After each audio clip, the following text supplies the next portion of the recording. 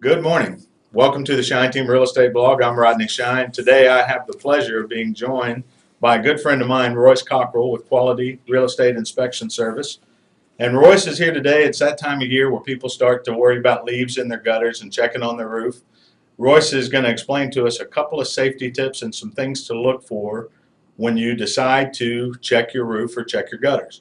So starting out, Royce, what would you say is the most important thing just getting started before somebody starts to climb up on the roof? Well, first of all, have the right ladder. A lot of folks, sometimes they'll get a step ladder, an 8-foot, 6-foot, or even a 10-foot, 12-foot step ladder, and they think that's going to be the ideal way to get me up on the roof. Really and truly, you want to use an extension ladder, and when you take the ladder out, make sure it's one you can handle. Sometimes you get the heavy ladders, and depending on your size or your age, it's very difficult to handle. I'd recommend wearing gloves too. The older you get, the thinner your skin is, and it can damage it, but get the right extension ladder. You see the eave of your home, you want to make sure you extend the ladder up at least 2 to 3 feet above the eave. That's rule of thumb, or above the gutter if you have gutters. As far as the bottom end, 1 foot for every 4 foot to the top of the eave is basic. So you want to make sure you have the bottom end kicked out to where you have a good slant to it. What I do, Rodney, is I get my toes and go right up to the bottom rungs, and if I can lean out and hold on, then that's pretty much where I want it to be. So you want to do that first and make sure, again, that you have everything locked in position.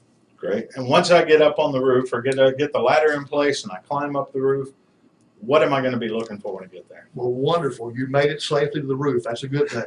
Once on the roof, of course, you're going to want to see if there's any damaged shingles. Now, what I mean by damage is here in Central Texas, we get a lot of high wind.